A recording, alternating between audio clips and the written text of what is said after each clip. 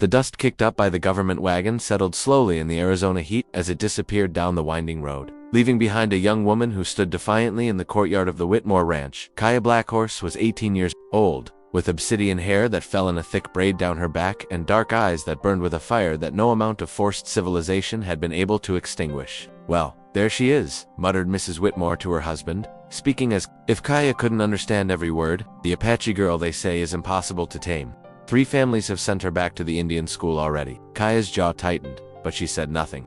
She had learned that silence was sometimes the most powerful weapon she possessed. Let them talk about her as if she were a wild horse to be broken. She knew who she was, and no amount of their training would change that. But Whitmore Ranch was like all the others, where she had been placed as part of the government's assimilation program, a sprawling property with a big house, endless fields, and white people who believed they were doing God's work by teaching savage children how to be proper Americans. Kaya had been through this routine 4 times now. Each family had taken her in, expecting a grateful, submissive girl who would gladly abandon her heritage in exchange for their version of civilization. Each family had been sorely disappointed. "Kaya," said Mr. Whitmore, a stern man with graying hair and cold blue eyes, "you will address me as sir, and my wife as ma'am. You will speak English at all times, no Apache words. You will attend church every Sunday, help with household duties, and conduct yourself as a proper Christian. Young lady, is that understood?" Kaya looked him directly in the eyes, something that made him visibly uncomfortable, and nodded once. She had learned not to waste words on people who wouldn't listen anyway. "You will sleep in the servants' quarters," continued Mrs. Whitmore, a thin woman with pinched features and a perpetually disapproving expression. "Breakfast is at 6, and you'll help with the cooking and cleaning. We expect hard work and gratitude for the opportunity we're giving you." Opportunity. Kaya almost laughed at the word. The opportunity to forget her language, her customs, her very identity. The opportunity to pretend that her people's way of life was somehow inferior to this sterile existence of rules and restrictions. The servants' quarters turned out to be a small windowless room behind the kitchen with a narrow bed and a wooden cross nailed to the wall. Kaya set down her single bag containing the few possessions the Indian school had allowed her to keep and sat on the hard mattress. She closed her eyes and let her mind drift back to her childhood, before the soldiers had come to take the children away to school. She remembered her grandmother's weathered hands teaching her to weave baskets, her grandfather's deep voice telling stories around the fire, the feeling of absolute freedom as she rode her pony across the vast desert landscape. "The white man's road is not the only road," her grandmother had whispered to her the night before the soldiers came. "Remember who you are, little hawk, no matter what they do to you. Remember." A sharp knock on the door interrupted her memories. "Kaya, come help with dinner preparation," called Mrs. Whitmore. The next few weeks fell into a predictable pattern. Kaya worked from dawn to dusk cooking, cleaning, tending the vegetable garden, helping with laundry. She spoke only when spoken to, attended the long, tedious church services, and endured the Whitmores' constant criticism of everything from her posture to her sullen attitude. But she also did things they didn't see. Late at night, when the house was quiet, she would slip out to the desert and practice the traditional dances her grandmother had taught her, moving silently under the stars. She gathered plants her people had used for medicine and ceremonies, hiding them in a small pouch under her mattress. And she spoke to her ancestors in Apache, asking for strength to endure. It was during her 4th week at the ranch that everything changed. Kaya was hanging laundry on the line behind the house when she heard horses approaching. She looked up to see a man riding toward the ranch, not the usual government officials or neighboring ranchers who occasionally visited, but someone different. He was tall and lean, probably in his early 30s, with sun-weathered skin and dark hair that needed cutting. He wore simple working clothes, denim pants, a cotton shirt, and worn leather boots, and rode his horse with the easy confidence of someone who had spent his life in the saddle.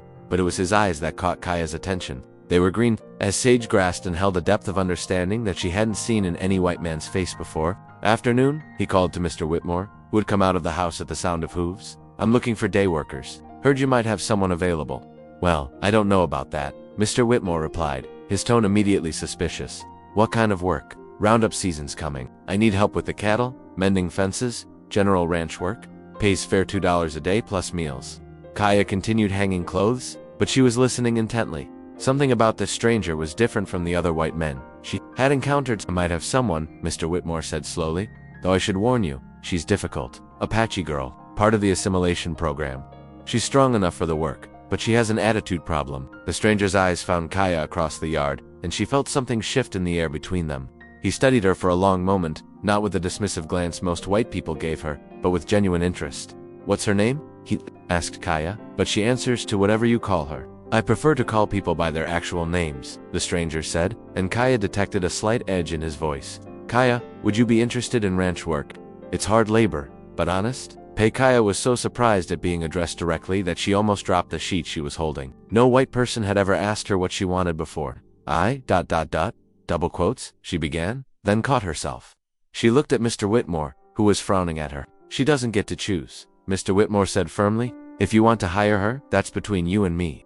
She goes where she's told. The stranger's jaw tightened almost imperceptibly. Actually, I prefer to hire people who want to work for me. Makes for better results. He looked back at Kaya. What do you say? Interested in trying something different? Kaya felt her heart racing. This was the first time in years that anyone had treated her like she had a choice in her own life. Yes, she said quietly. I would like that.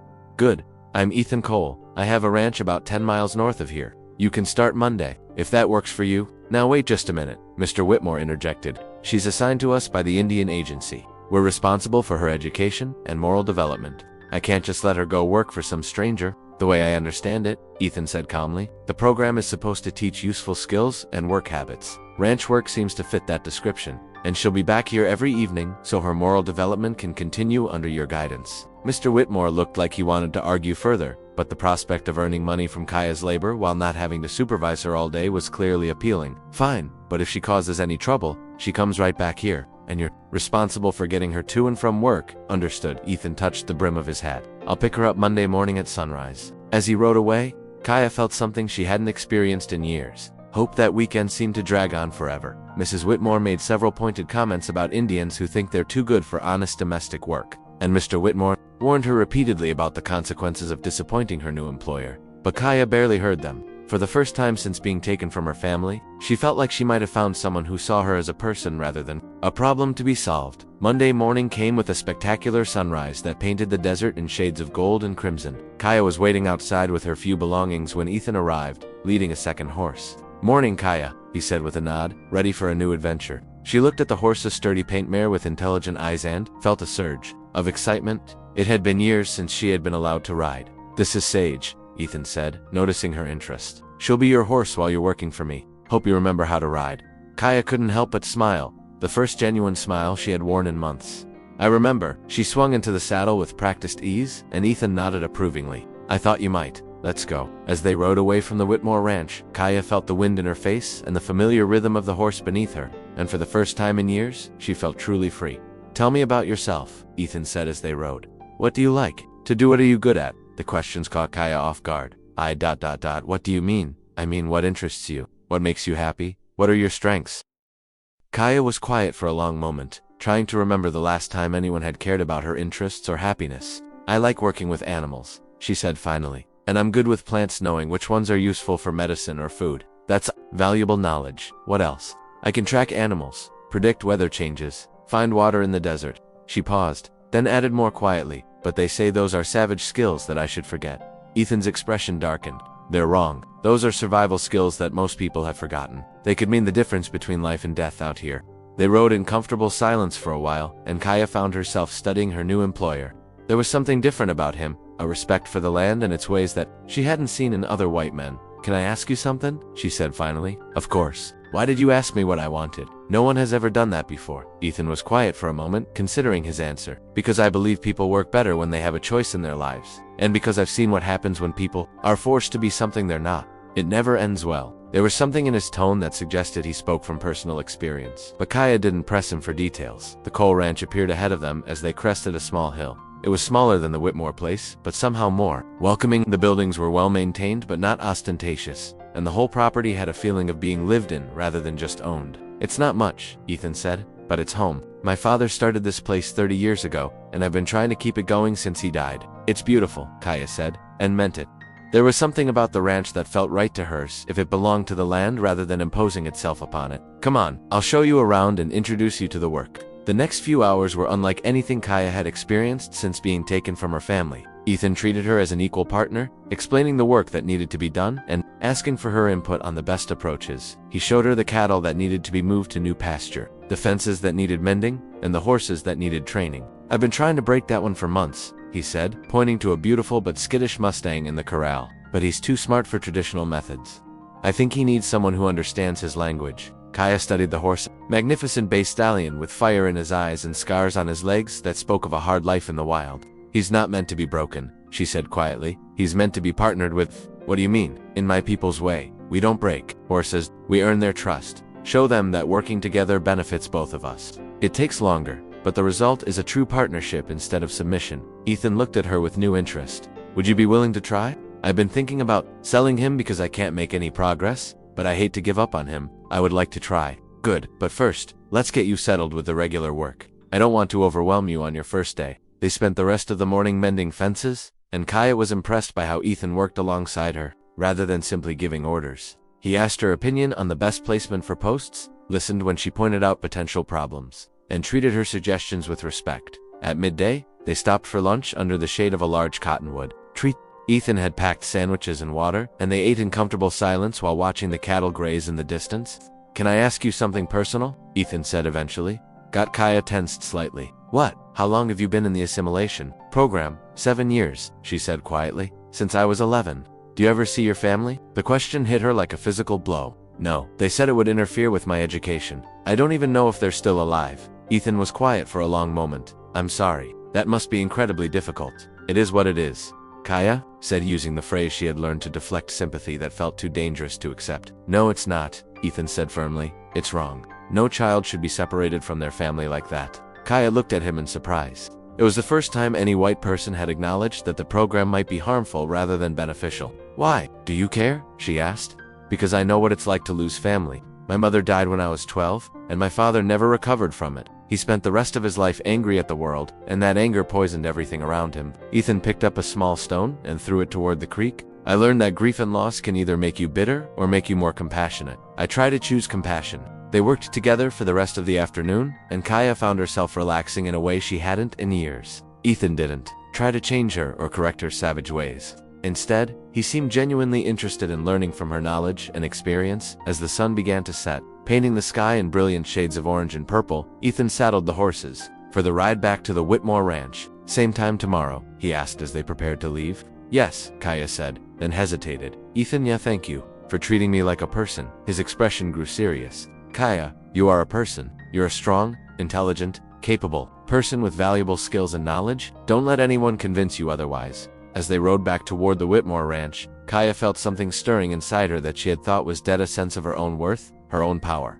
For 7 years, she had been told that everything about her heritage, her culture, her very identity was wrong and needed to be corrected. But Ethan Cole saw her differently. He saw her as someone with something valuable to offer, someone whose opinions mattered, someone worthy of respect. It was a dangerous feeling, this hope. Hope could be crushed, and Kaya had learned to protect herself by expecting nothing. But as they approached the Whitmore Ranch, she allowed herself to imagine what it might be like to work with someone who valued her for who she was, rather than trying to make her into someone else. I'll see you in the morning, Ethan said as they reached the ranch. I'll be ready, Kaya replied, and for the first time in years, she meant it. That night, as she lay in her small windowless room, Kaya whispered a prayer of gratitude to her ancestors. She had found something she hadn't dared hope for, a place where she could be herself, where her knowledge was valued, where she was treated with dignity and respect. She didn't know what the future would bring, but for the first time since being taken from her family, she was looking forward to tomorrow. Don't forget to subscribe to our channel for more incredible stories of courage, identity, and unexpected connections. Hit that notification bell so you never miss our latest uploads. 3 weeks into working at the Cole Ranch, Kaya had settled into a rhythm that felt more natural than anything she had experienced since childhood. Each morning, she would be waiting outside the Whitmore Ranch before sunrise, and each morning, Ethan would arrive with Sage saddled and ready. Their rides to the ranch had become a cherished part of her day, a time when she could feel the wind in her hair and remember what freedom felt like. The work itself was challenging but satisfying. Ethan had been true to his word about treating her as an equal partner. He asked for her input on everything from the best grazing areas for the cattle to the most efficient routes for checking fence lines. More importantly, he listened to her answers and often implemented her suggestions. You were right about moving the cattle to the north pasture, he said one morning as they surveyed the herd. The grass is much better there, and they're putting on weight faster than I expected. Kaya felt a warm glow of satisfaction. My grandfather taught me to read the land. He said the earth tells you everything you need to know. If you listen, smart man. I wish I could have met him. He would have liked you, Kaya said, then immediately wondered why she had shared something so personal. But Ethan just smiled. That's quite a compliment. Thank you. It was during their 4th week working together that Kaya finally approached the Mustang stallion that had been giving Ethan so much trouble. She had been watching the horse from a distance, studying his behavior and body language, waiting for the right moment. His name is Thunder, Ethan said, joining her at the corral fence. At least, that's what I've been calling him. Seemed appropriate given his temperament. Kaya studied the magnificent animal. Thunder was pacing the perimeter of the corral, his muscles tense and his eyes wild. But she could see something else in his posture, not just defiance, but fear. He's been hurt, she observed. Not just physically. Someone tried to break him the hard way. How can you tell? The way he moves, the way he holds his head. He's expecting pain. Kaya climbed over the fence and dropped into the corral, ignoring Ethan's sharp intake of breath. Kaya, be careful. He's kicked 2 men already. But Kaya wasn't approaching Thunder directly. Instead, she sat down in the center of the corral, cross-legged, and began to sing softly in Apache. It was a song her grandfather had taught her, a song for calming frightened animals. Thunder stopped, pacing and turned to look at her, his ears pricked forward with curiosity. Kaya continued singing, her voice low and melodic, while making no move toward the horse. For nearly an hour, she sat perfectly still, singing the ancient songs and letting Thunder get used to her presence. Gradually, the stallion's posture began to relax. His head lowered, his breathing slowed, and eventually, he took a tentative step toward her. Easy, brother, Kaya whispered in Apache. I'm not here to hurt you. I know what it feels like to be caged. Thunder took another step, then another, until he was close enough for Kaya to reach out and touch his muzzle. But she didn't. Instead, she simply sat there, letting him make the choice to trust her. Finally, Thunder lowered his great head and gently nuzzled her shoulder. I'll be damned, Ethan breathed from outside the corral. I've never seen anything like that. Over the following days, Kaya continued working with Thunder, building trust slowly and patiently. She never used a rope or halter, never forced him to do anything. Instead, she invited him to participate, showing him that cooperation brought touches, sweetgrass, and the companionship he craved. It's like watching magic, Ethan said one afternoon as he watched Kaya riding Thunder bareback around the corral. No bridle or saddle, just the perfect harmony between horse and rider. It's not magic, Kaya said, sliding down from Thunder's back, it's respect. When you treat a living being as a partner instead of property, they respond differently. Ethan was quiet for a moment, and Kaya wondered if she had overstepped, but when he spoke, his voice was thoughtful rather than offended. You're talking about more than horses, aren't you? Kaya met his eyes steadily. Yes, the way you've been treated at the assimilation program, the way all my people have been treated. We're not animals to be broken or problems to be solved. We're human beings with our own wisdom, our own ways of understanding the world. I know, Ethan said quietly, and I'm sorry. I'm sorry for what's been done to you and your people. It was the first time any white person had ever apologized to her, and Kaya felt tears prick her eyes. Why are you different? She asked. Why do you see us as people when others don't? Ethan leaned against the corral fence, his expression distant. My father wasn't always a good man, he said finally. He had strong opinions about Indians, about their place in the world. He used to say they needed to be civilized or eliminated. Kaya tensed, but Ethan continued. When I was 16, I got lost during a hunting trip. Spent 3 days wandering in the desert without water. Probably would have died if an Apache hunting party hadn't found me. They could have left me there, could have seen me as an enemy. Instead, they saved my life, shared their water and food, and guided me back to civilization. What did your father say when you told him? I never told him. I knew he wouldn't understand, might even punish me for accepting help from savages. But that experience changed everything for me. I realized that the people he called savages had more humanity and compassion than he did. They stood in comfortable silence for a while, watching Thunder graze peacefully in the corral. Can I ask you something? Ethan said eventually. Of course. What was your life like before, with your family? Kaya was quiet for a long moment, memories flooding back. It was complete, she said finally.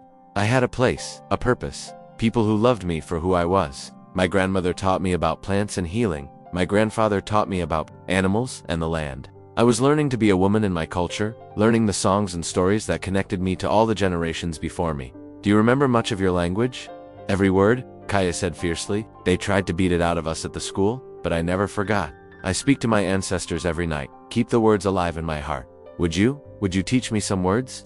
If you're comfortable with that, Kaya looked at him in surprise. You want to learn Apache? I want to understand your world better, and I think it's important to preserve languages and cultures, not destroy them. Over the following weeks, their relationship deepened beyond employer and employee. Ethan proved to be an eager student, learning not just Apache words but the concepts behind them, the way her people understood the interconnectedness of all living things, the importance of living in harmony with the natural world, the value of community and mutual support. In return, Kaya found herself opening up about her experiences in ways she never had before. She told him about the loneliness of the boarding school, the constant pressure to abandon everything that made her who she was, the pain of being separated from her family. I dream about them sometimes, she admitted one evening as they sat, By a small fire, after a long day of work. I wonder if my little brother still remembers me, if my parents think I'm dead. Have you ever tried to contact them? How could I? I don't even know where they are. The government moved tribes around. So much, scattered families across different reservations. And even if I could find them, what would I say? That I've spent 7 years learning to be ashamed of who I am. You're not ashamed, Ethan said firmly. You've survived. You've kept your culture alive despite everything they've done to try. To kill it, that takes incredible strength. It was during their 6th week working together that the first real test of their relationship came. Kaya was working with a young colt in the training corral when she heard raised voices from the direction of the main house. She looked up to see Mr. Whitmore riding up the path, his face red with anger. "Cole," he was shouting. "Where is that Indian girl? I need to speak with her immediately." Ethan emerged from the barn, his expression carefully neutral. "Good afternoon, Mr. Whitmore. Kaya is working with the horses. Is there a problem? A problem? A problem?" Whitmore's voice rose to a near shriek. "That savage has been filling my wife's head with heathen nonsense, teaching her about Indian plants and medicines. My wife actually asked me to consider using some Apache remedy instead of proper Christian medicine." Kaya felt her stomach drop. She had been sharing some of her knowledge about medicinal plants with Mrs. Whitmore, who had been suffering from persistent headaches. The older woman had seemed genuinely interested and grateful for the information. "I see," Ethan said calmly. "And what exactly would you like me to do about that?" "Fire her. Send her back to the school. She's supposed to be learning civilization, not spreading her savage superstitions." "Mr. Whitmore?" Ethan's voice carried a warning edge. "I'd appreciate it if you wouldn't use that word on my property." "What word? Savage? That's what she is. That's what they all are." Kaya saw Ethan's jaw tighten, and she quickly left the corral to join them before the situation escalated further. "Mr. Whitmore," she said quietly, "I apologize if I overstepped. I was only trying to help Mrs. Whitmore with her headaches. Don't you speak to me, girl. You've caused enough trouble." "That's enough," Ethan said, stepping between Kaya and Whitmore. "You will not speak to her that way on my land. Your land. This is still America, Cole. And that girl is still under my authority. I'm taking her back right now." "Actually," Ethan said, his voice dangerously quiet, "according to the contract we signed, Kaya works for me during the day. Her work hours aren't over yet. Then they are now. Come on, girl, get your things." Kaya felt the familiar weight of helplessness settling over her. She had known this moment would come eventually, the moment when she would have to choose between the freedom she had found and the safety of compliance. But before she could move, Ethan spoke again. "Mr. Whitmore, I think you should know that I've been considering making Kaya a permanent employee, full-time with housing on the ranch." Both Kaya and Whitmore stared at him in shock. "You can't do that," Whitmore sputtered.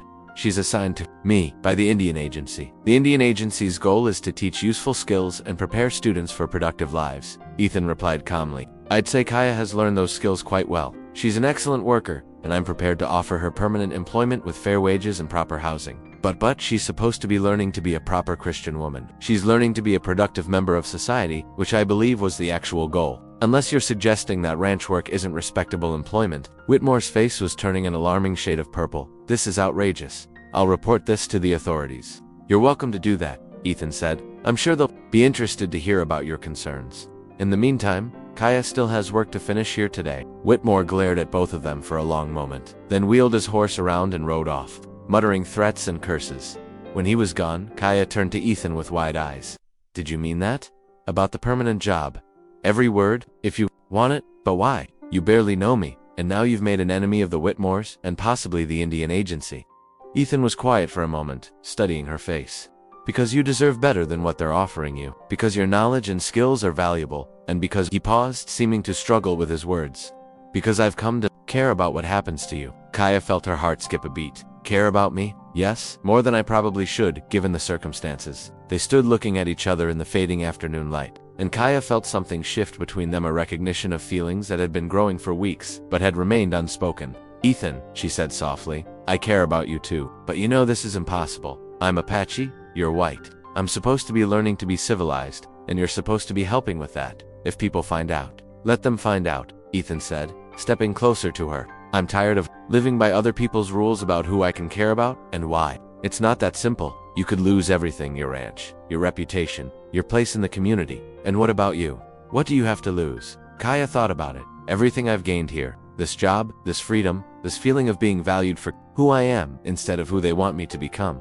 "Then we'll have to be careful," Ethan said. "But I'm not willing to give up what we've found together just because other people don't understand it." That evening, as Ethan rode her back to the Whitmore ranch, they were both quiet, lost in their own thoughts. The conversation had changed everything between them, bringing feelings into the open that could no longer be ignored. What will you tell the Whitmores? Kaya asked as they approached the ranch. The truth, that you're a valuable employee and I intend to keep you on permanently if you're willing. And if they refuse, then we'll deal with that when it happens. As Kaya dismounted from Sage, she looked up at Ethan. Thank you, she said quietly, for standing up for me. No one has ever done that before. Get used to it, he replied with a small smile. I have a feeling I'll be doing it a lot more in the future.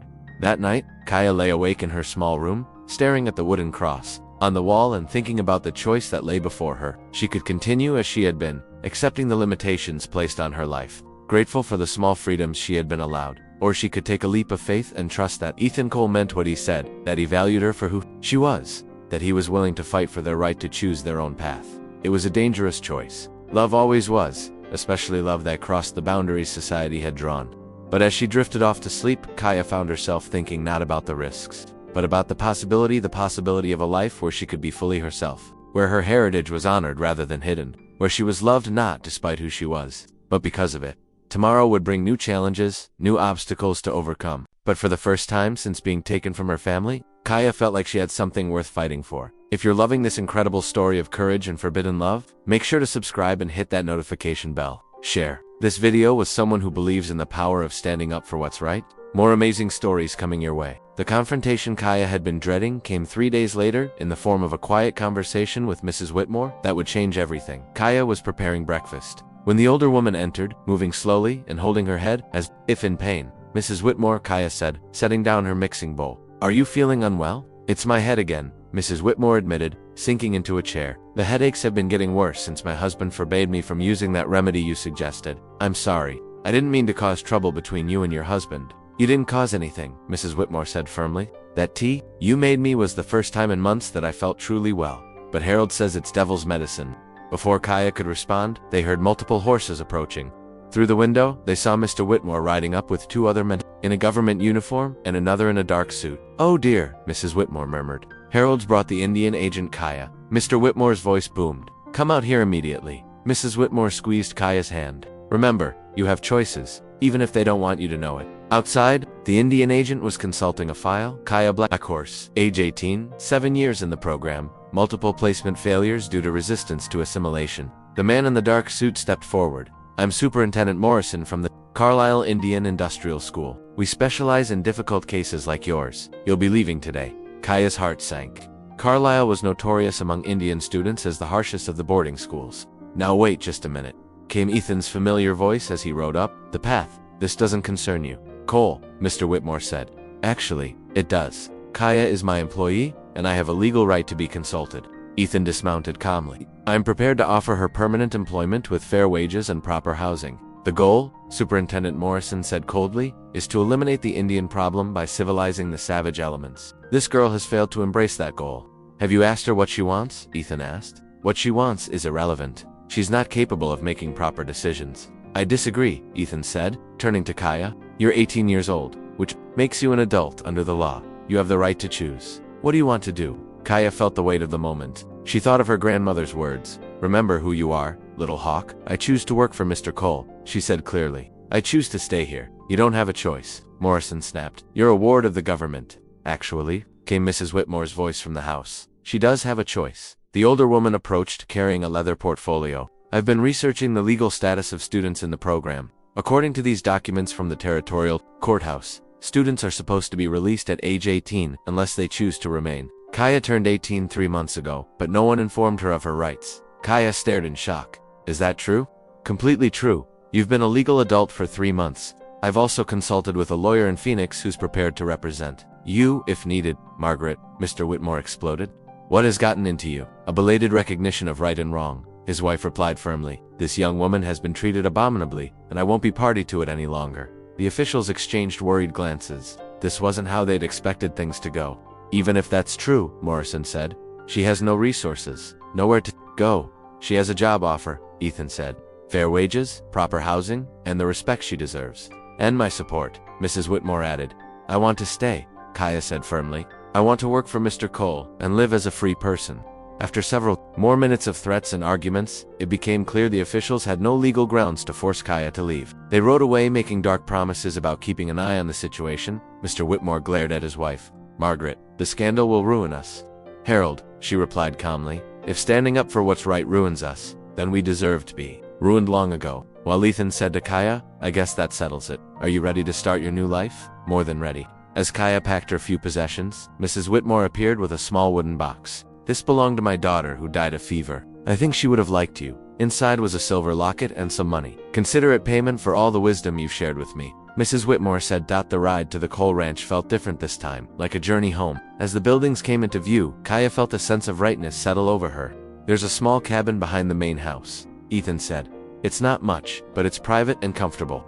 Ethan, Kaya said, I need you to be honest with me. Why are you doing this? You're risking everything for someone you've known less than 2 months. Ethan looked toward the distant mountains. Remember I told you about getting lost in the desert when I was 16? What I didn't mention was that the Apache who saved me was a young woman about your age. She could have left me to die, but instead, she shared her water and guided me to safety. What happened to her? I never saw her again. But I never forgot her kindness. When you walked into my life, it felt like the universe giving me a chance to repay that debt. Is that all this is? It started that way, Ethan admitted, but it became something much more. Kaya, you've brought life back to this place. And, to me, I care about you not as a debt to be repaid, but as a woman I've come to love. Kaya stepped closer, touching his face gently. I love you too. I've been afraid to admit it, but I do. They held each other in the golden afternoon light, acknowledging feelings that had been growing for weeks. What happens now? Kaya asked. Now, we build a life together, if that's what you want. It won't be easy, there will be people who disapprove, but we'll face it together.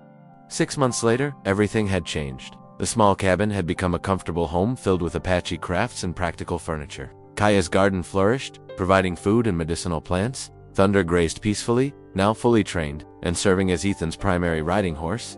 But the biggest change was the letter in Kaya's hands from her brother, telling her their family was alive and living on a reservation in New Mexico. They want to see me, she told Ethan, her voice filled with wonder. When do we leave? He asked without hesitation.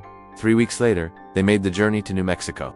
The reunion with her family was everything Kaya had dreamed of. Her parents welcomed her back with tears and laughter, and after initial wariness, they accepted Ethan when they saw how he treated their daughter. He is a good man, her father said in Apache.